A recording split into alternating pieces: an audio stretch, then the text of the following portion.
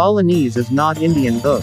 Section 6. Made in a sound version based on research and academic analysis as a discourse to scientists in an effort to restore the true history of Indonesia. Historical facts of the origin of the Sundanese people tribe. This is the nation of Arya, the ancestor of the Indonesian archipelago, which spread to 3/4 of the Earth's surface, returning to its homeland. In mainland Asia, roughly between the Hindu Kush Mountains and the Himalayas, there is a plateau called Aran Venj. The inhabitants are called the Aryans. They consider that their homeland is called the Garden of Heaven, because of its proximity to the supernatural. However, they got news in their Yuga, that one day the Iranian nation of Venj would be destroyed, so that the Aryans spread to various regions. One of the Aryan hordes headed by a Chaemenid people called himself the Parsa nation and in the end was called the Persian nation and built the city of Persepolis. The Achaemenid leader had the title Kurush, the Greeks called it Cyrus. In the course of their history, they helped the Medes who were attacked by Darius people. Even the nation of Darius, led by Alexander Macedonia, finally attacked Persia. And inseparable from that, the Persians, during the Islamic era, were attacked and conquered. So it was by Genghis Khan from the Mongols, and in the end it was also attacked by the Tartars headed by Timur Lenk. The span of the history of the Persians made them aware of returning to their original name, namely Iran, from Aran Venj. A group of Aryan tribes headed south, arrived in Sundanese land, to be precise in Pelabuhanratu now. The newcomers were greeted warmly and there was a cultural acculturation between them, immigrants and natives Sundanese respecting each other. We can see the process of acculturation of this culture in the applied religious system. Newcomers succumb to the circumstances and the existing order. Batara Tunggal or Hyang Batara as the center of the Sundanese worship, still occupies the highest place, while the gods who become worshippers are placed under it. This can be seen in the stratification of the worship system in the Badaya area. It is said that Batara Tunggal or Sang Rama has 7 sons of Karisa, 5 of which are Batara Guru in Jampang, Batara Iswara, Siwa, Batara Wisanu, Batara Brahma, Batara Kala, Batara Mahadeva, in the end became Guryong Sakti and transformed into Sang Manera or Siang Manera, Batara Patanjala, which is considered the forerunner of Sunda Badai. This acculturation, not only in the cultural sphere, but in marriage. Far away, in the Pacific there, the Maori people are seen typologically. They are yellow-skinned, brown, the body posture is almost the same as the Sundanese. The names are terms used, such as Dr. Winata, approximately 60s became head of the museum in Auckland. This name is not read Wintu or Winato but Winata. It was he who gave assumptions and theories that the Maori people came from Pelabuhanratu. What is even stranger is that in New Zealand there are no wild animals, especially with the tiger Mong, but Sima is still used as a symbol so that their enemies will feel afraid. Indeed, not many explain that Indonesians, Sundanese, came to this island, unless it is implied in Encyclopedia Americana Volume 22 page 335. Our nation, apart from carrying a higher order of subata, the habit of mutual cooperation, weaving techniques, also brings the writing culture that later became Kohaurongo Rongo. Its function is as memo technique, donkey bridge to remember so that no verse is missed. Trapan pyramid, which is a pyramid with steps. In West Java, Tatar Sunda, this neighboring Limas used to function as a place of worship as well as for the people of Pangika, Badai, and for the Karawang people who still adhere to the custom of Tadali Karuhun, they are not allowed to build suhun and lilamasan houses. For the people of Central Java, according to Dr. H. J. de Graaf Hunabedin, with the existence of temples that were so thick they were mixed, so that the Central Javanese identity could no longer be seen. Meanwhile, the authenticity of the temples in East Java is still visible, because the external cultural patches are only as accessories. What is even clearer in Bali, because the authenticity is very obvious. Back in Polynesia, ancient buildings, Trapanpyramide, spread across the island of Pasca to South America, namely in Peru. Does it have something to do with Sundanese? One of Kontiki's expeditions, Dr. Heyerdahl, proves and raises his theory that this is the result of the culture of white, red-skinned humans. Although this theory has been refuted by many other experts, we can draw an assumption that this white, red-skinned human is the lost Atlantean human. Proving the Kontiki expedition, Dr. Heyerdahl is now more exposed to a point. So if you look at the history that the descendants of the Sundanese Tatars crossing to Polynesia are the people of Atlantis, which we always hide in symbolic form, the expansion of culture from the Sundanese Tatars to the Polynesian region, namely the presence of a group from Palabuhanratu, can be proven. This was the ancestor of the former Indonesian archipelago, which spread to 3/4 of the earth and returned to their homeland. Balinese culture keeps perfect proof that our ancestors were the nation or the Arya. Kejawan. Kejawan, Javanese Kejawan, is a belief that is mainly adhered to on the island of Java by Javanese and other ethnic groups who live in Java.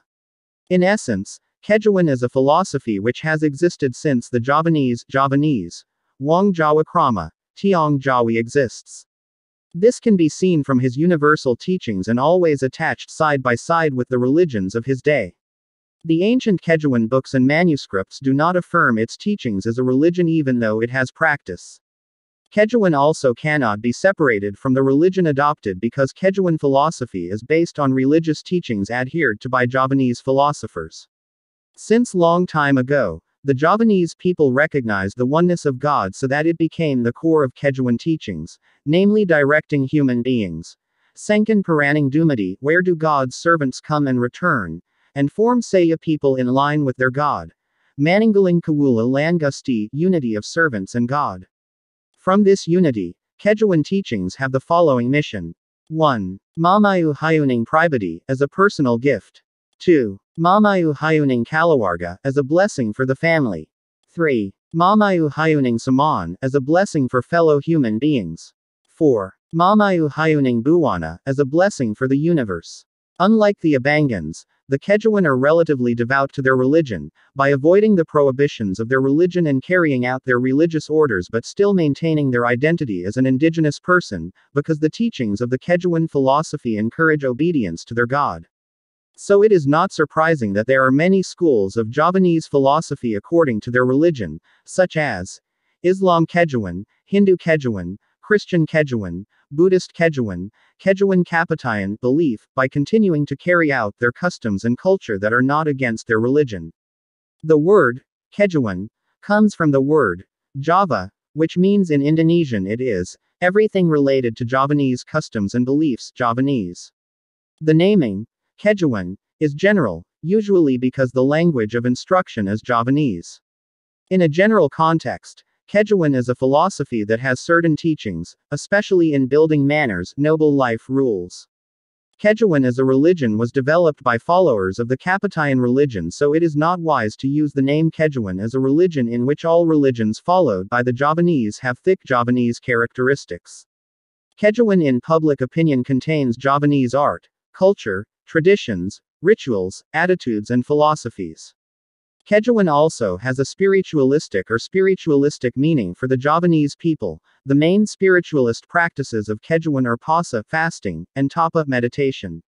Adherents of Kejawan teachings usually do not consider their teachings as a religion in the sense of a monotheistic religion, such as Islam or Christianity, but rather see it as a set of viewpoints and values coupled with a number of practices, similar to worship. Ritual contemplation positioned by sitting cross-legged as a ritual procession that has existed since a long time ago in the land of Java. The form of this position we find in Borobudur. This form is not describing the Buddha Gautama or not the Buddha. It was this contemplation that in the past spread to India and then by Rezi Mahavira made Jainism and Buddha Gautama become Buddhist teachings. Kejawan teachings usually do not stick to strict rules and emphasize the concept of balance. This Kejawan nature has similarities with Confucianism, not in the context of its teachings. Kejuan followers almost never hold doctrinal extension activities, but carry out regular training. Symbols of laku are traditional Javanese traditional instruments, such as karis, puppets, incantations, use of certain flowers that have symbolic meanings, and so on. These symbols show a sense of magical authority, so that many people, including the Javanese adherents themselves, can easily take advantage of Kejuan with occult and shamanic practices, even though these things never exist in the teachings of the Kejuan philosophy. This is what causes the distortion of the original teachings of the archipelago.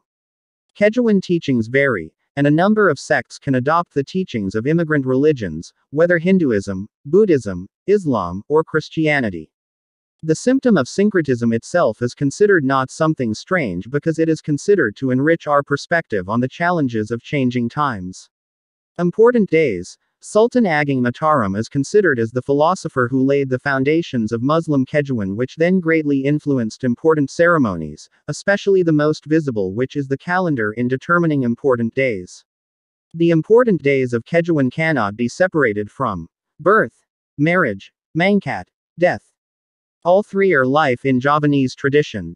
The Javanese will get names for these three events, namely names at birth, names at marriage, names at death, names of death by adding binti, important days of parents' names after birth names. All important days are determined according to the Javanese calendar, which has Primbin as rules for determining important days and the procedures. The following are important days in Kejuan. 1. Suran, New Year 1 Surah. 2. Sepasaran, birth ceremony, and Akika for Muslims. 3. Mantenan, marriage with all the ceremonies.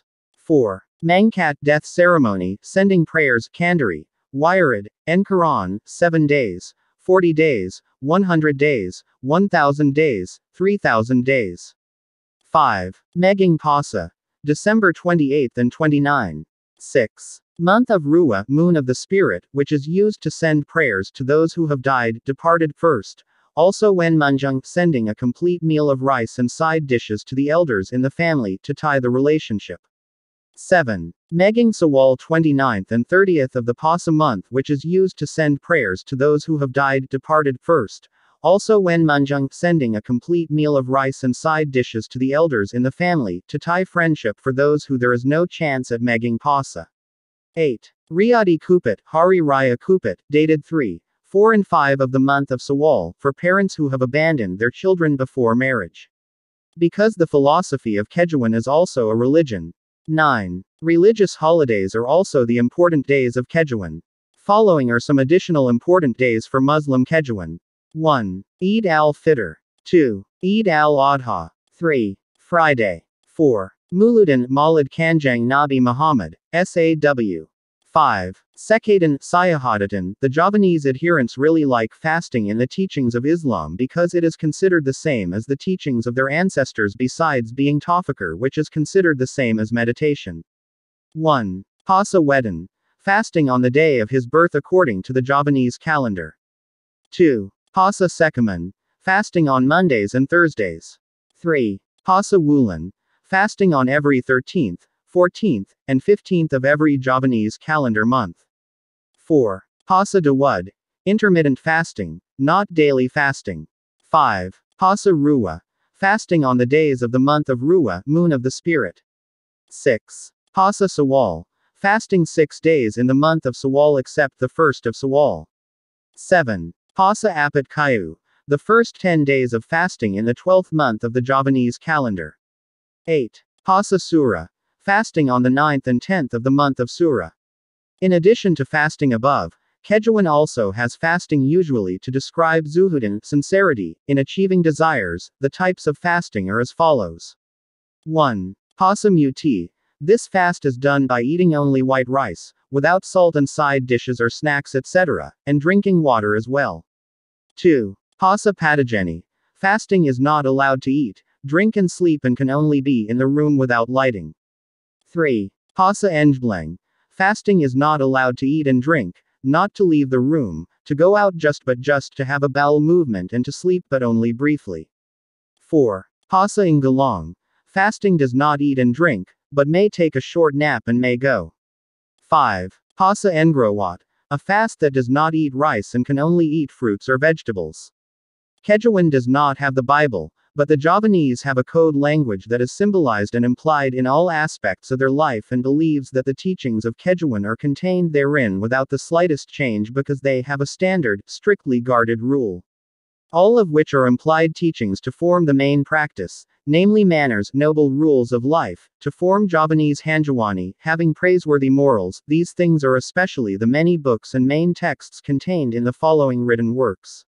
1. Kakawin Ancient Literature, is an ancient old, literary book containing advice, in the form of teachings implied in the travel story of 5 books, written using Old Javanese script and Old Javanese. 2. Babad History, is a book that tells the history of the archipelago totaling more than 15 books, written using Old Javanese script and Old Javanese language as well as Javanese script and Javanese fiber language. New Literature, is a literary book of Metrum New contains advice, in the form of teachings implied in the story of the journey which consists of more than 82 books, written using Javanese script and Javanese some written using pagan letters. 3. Sulik Spiritual Path, is a book of procedures for taking the supernatural path to form a noble Hanjawani person, and it is believed that anyone who experiences perfection will gain strength. The Supernatural, which numbered more than 35 books, was written in Javanese script and some Javanese was written in pagan. 4. Song Doa Doa, a collection of prayers or incantations that are read in a distinctive tone, just like other prayers addressed to God for its adherents, each of which amounts to 7 books, written using Javanese script and Javanese language. 5. Primbin Predictions, in the form of a book to read the universe to predict events, written using Javanese script and Javanese language. 6. Pawulong Kataman, main teaching, in the form of a book consisting of Patudu, command, and Wiwaler, prohibition, to form a Hanjawani person, written using Javanese script and Javanese language. The above manuscripts cover all aspects of Javanese life from birth to death, from ancient food recipes to Asmaragama Kama Sutra, and there are thousands of other texts that imply the main books above in written form, usually in the form of teaching advice, philosophy, Kawaru, knowledge, and so on. Several schools of Kejawen. There are hundreds of schools of Kejawen with different teaching emphases. Some are clearly syncretic, others are reactive to certain religious teachings. However, usually the teachings of many members emphasize how to achieve a balance of life and do not prohibit members from practicing certain other religious teachings. Several streams with large members. Padapokan Kakrakembang Sumara Purbo. Buddhi Dharma Manejas. Reactive streams, for example, those that follow the teachings of Sabdapalan, which want to return the Javanese religion back to Buddhism, which is considered the original religion according to Sabdapalan, are followers of the teachings of Syek Siti Jenar, which are Islamic teachings that have been deemed heretical by Wali Sangha. Kapatayan religion is a religion that worships the supreme god, Sanghyang Taya, wherein Old Javanese, Old Sundanese and Old Malay. The word Taya means empty, nothing, void, suwang, awang yuwang. Agus Sunyoto in the video uploaded by Izamutakin Zen, October 1, 2013 said the meaning of Sanghyang Taya is indefinable. Because of that the Javanese gave meaning to Sanghyang Taya as Tan Kinaya Y, which means it can't be helped. Thinking you can't, being approached with your 5 senses you can't, and you can't do anything, said Agus Sunyoto. According to him, in the Kapatayan religion there is an explanation principle that Sanghyang Taya, which is absolutely undefined, appears in a recognizable personal form, namely what is called 2. This 2 means in the ancient language a kind of thread, which is known to the divine element which has 2 characteristics, he said. According to him, if Sanghyang Taya was not known, 2 can already be known, by knowing that through having 2 characteristics. Good qualities and bad qualities. 2. Which is good is called God, and 2. Which is not good is called ghost. Therefore, people in this archipelago, continued Agus Sunyoto, have an assumption in the same subconscious that understanding God must be related to good things, and in understanding everything that is not good is associated with ghosts. But the existence of this ghost is still abstract, it is not known where it is. The power of 2 appears in the places called it. Therefore there is a place called rock, there is a place called monument, there is a place called stump. In places where there is 2, there is divine supernatural powers. To reach 2 earlier, one must go through the means of places that have supernatural powers, namely by means of stones, monuments, tunggak, tuban, tumpeng, and so on. That is where people do worship to 2, through the means of these objects. Then develop through offerings in approaching the 2. The offering is called tumpeng, or later referred to as ambang. Tumpeng, according to Agus Sunyoto, is presented with grilled chicken which is named tuking chicken. Then there is a place made of bamboo baskets as a flower place called tumbang. These objects are used as offerings in places such as stones, monuments, in front of springs or tuban. This is what the Dutch called the offering of ancient times. Nasi ambang comes from tumpeng, as an offering to God in those sacred places. Ancient times, until the mention of Angkapun has sacredness. The numbers use the words 2. The people of the archipelago have sacred numbers, only the number 1 and the number 7. All explanations about this culture are the original teachings of the Indonesian archipelago, the former Saka nation or the Saka people. The word Saka is written and illustrated on the bas-reliefs of Borobudur with the literary text of the word Mayasakya.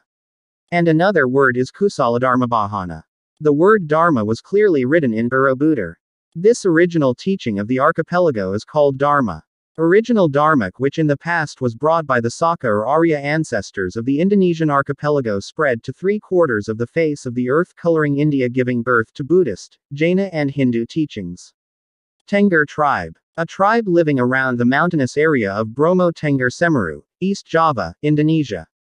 The inhabitants of the Tengger tribe occupy part of the Pasuruan Regency, Lumajang Regency, Probolinggo Regency and Malang Regency.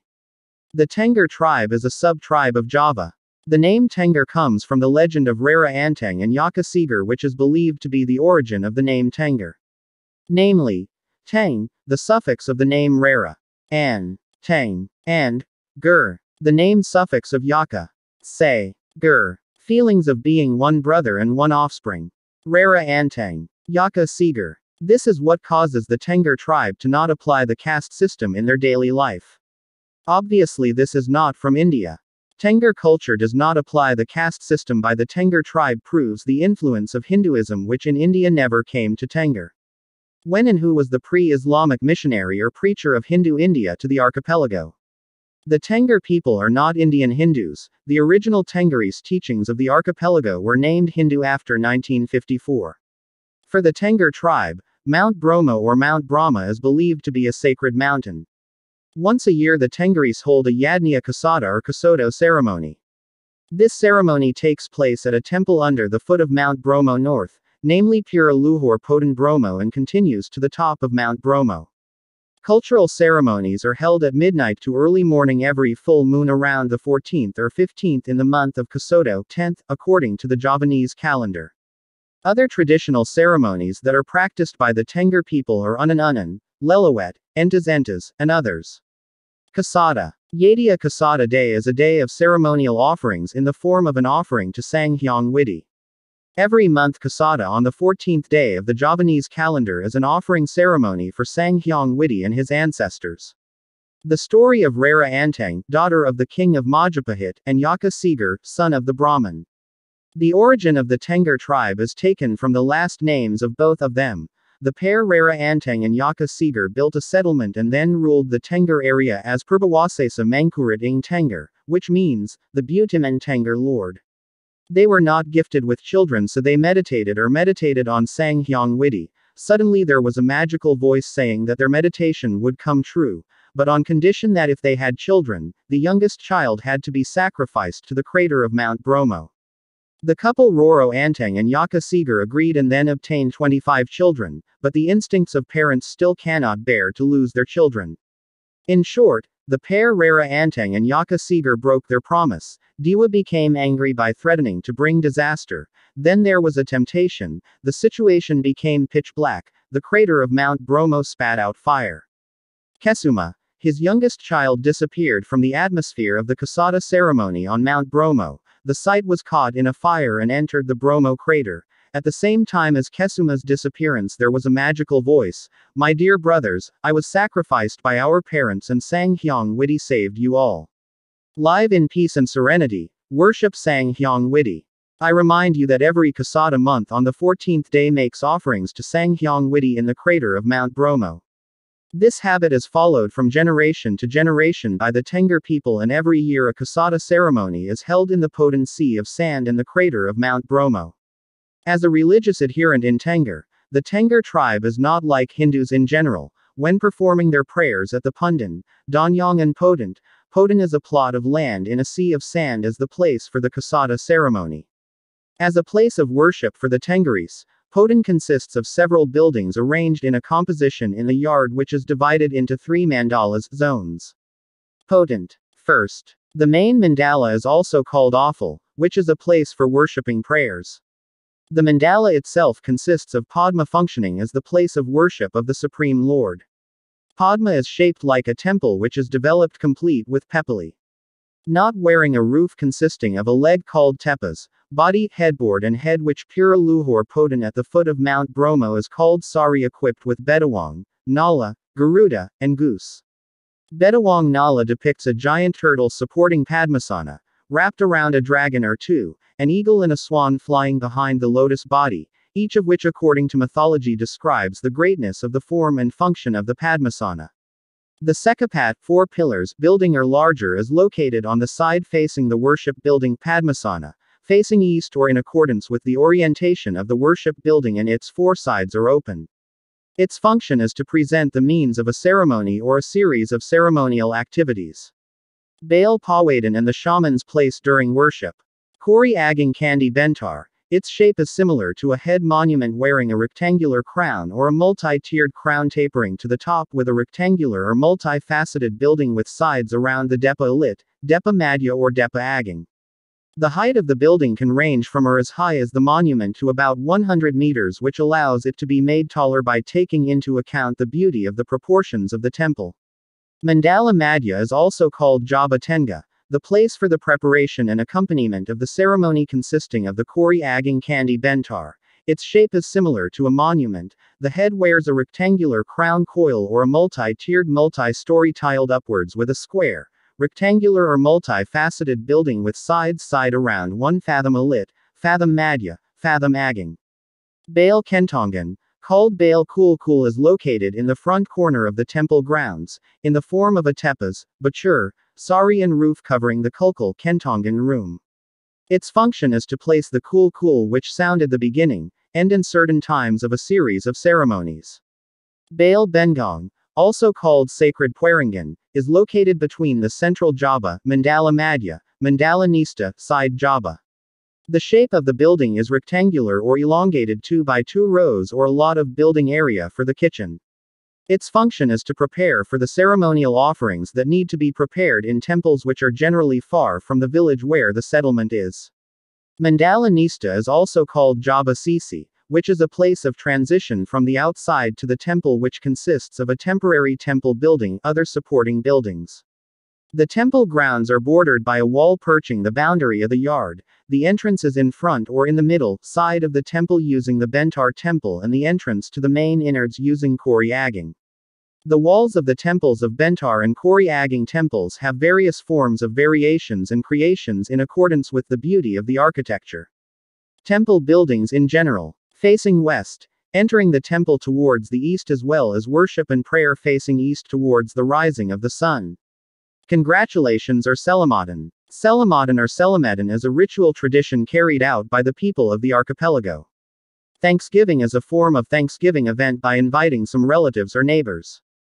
Traditionally, the Thanksgiving ceremony begins with prayer together, sitting cross-legged on a mat, circling rice cone with side dishes. Side dishes in Javanese rituals are one of the ubo ramp or complement in the form of food in offerings or offerings. Side dishes are served as offerings to accompany other dishes in offerings such as tumpeng. The side dishes served in the offerings symbolize the expression of human gratitude to God who gives life. In Javanese tradition, there are several side dishes for ubo ramp sajan such as ingkung, chicken pestle, glutinous salak, cold powder and param.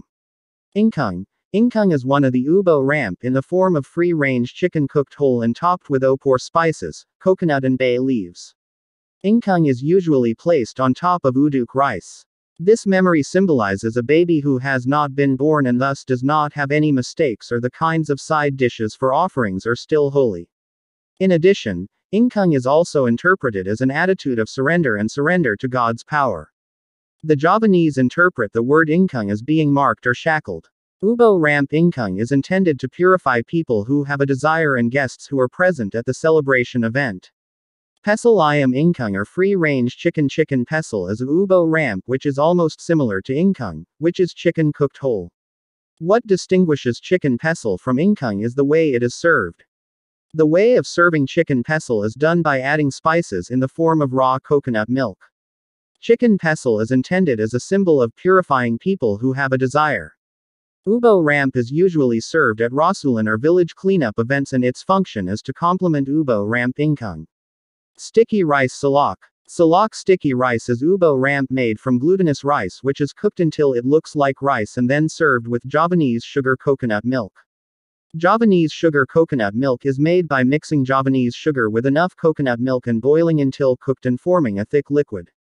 Ubo ramp is intended as a symbol of apology for all the mistakes of the person making offerings or a group of people being prayed for. Salak sticky rice is usually served to complement the ubo ramp rasulan or bursa desa ritual.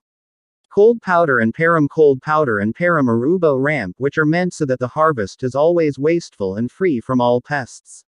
This cold and param powder is a symbol of respect for Dewi Shri, or the goddess who looks after rice and agriculture.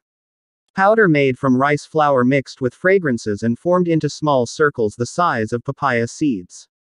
Param is made from sliced turmeric and shallots.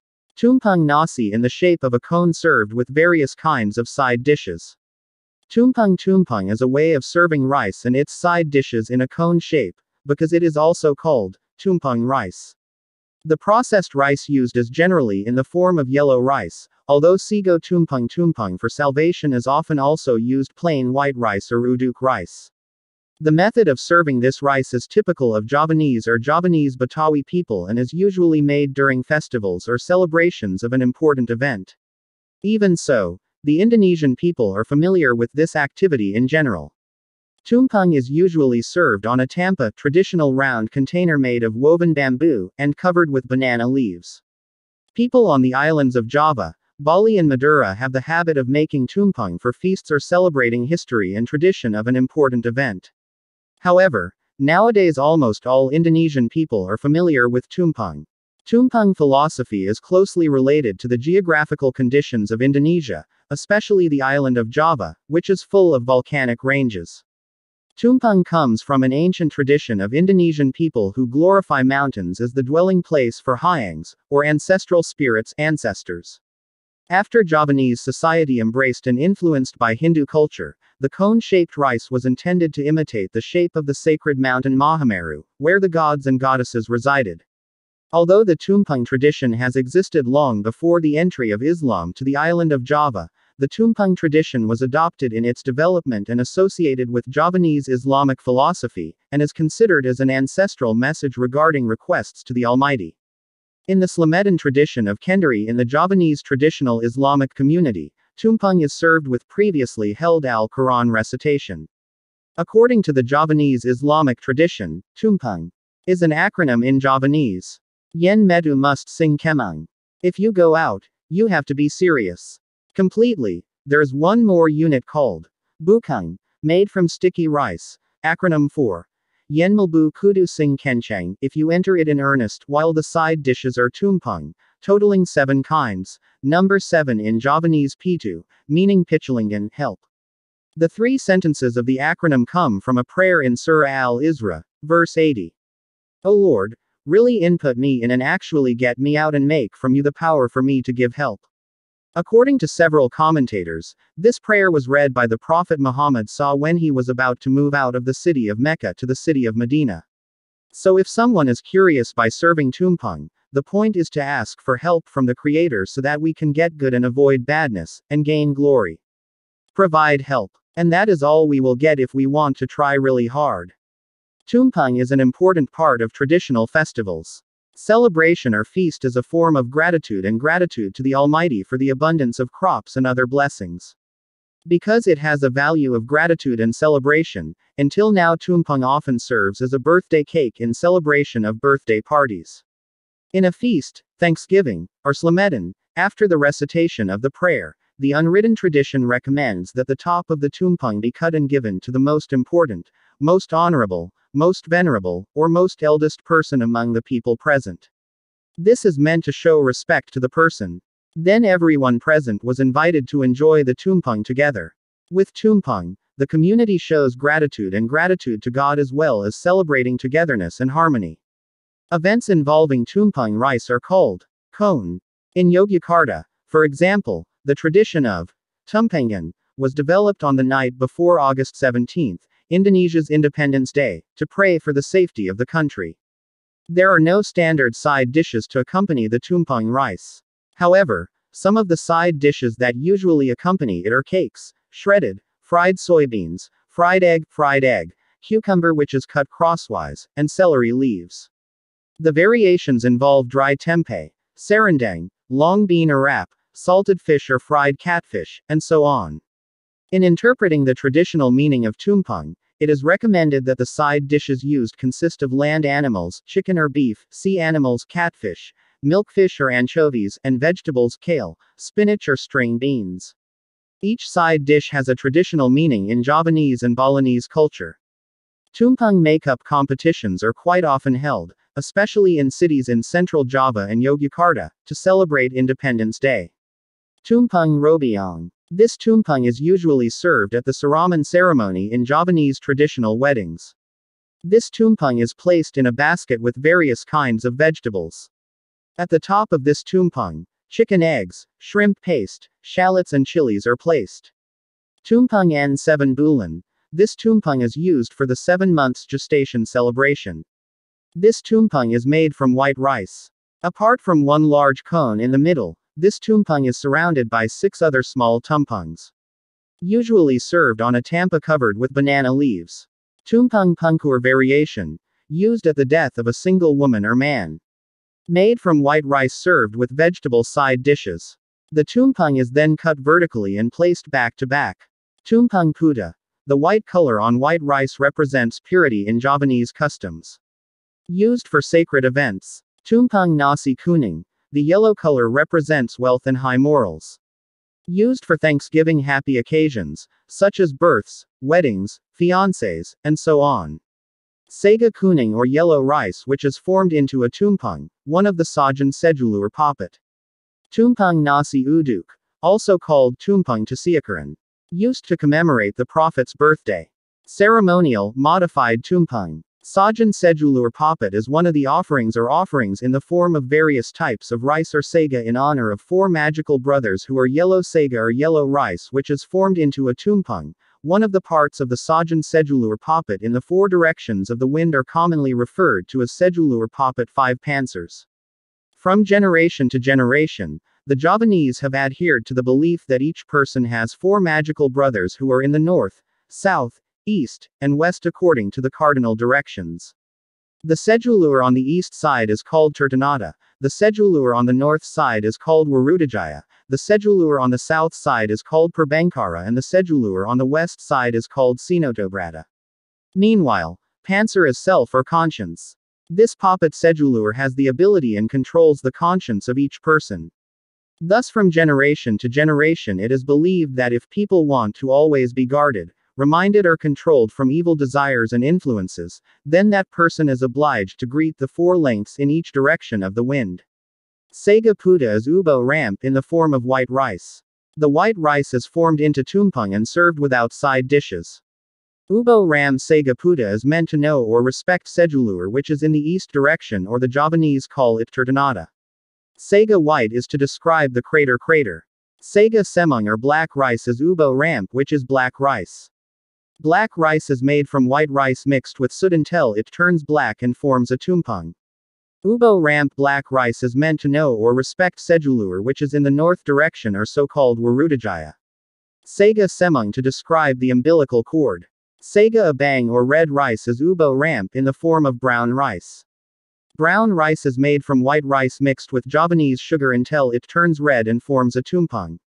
Ubo ramp red rice is intended to know or respect Sejulur, which is in the south direction or commonly called Prabangkara. Saga brother to describe blood. Saga kuning or yellow rice is ubo ramp, which is yellow rice. Yellow rice is made from white rice mixed with turmeric so that it turns yellow and forms a tumpeng. Ubo ramp nasi kuning is meant to know or respect Sejulur in the west or commonly called Sinotobrata. Saga kuning is to describe the superhero. All the explanations above are the original culture of the Indonesian archipelago. Not from India or based on Hindu teachings born in India. Continues to Section 7. By Santo Saba.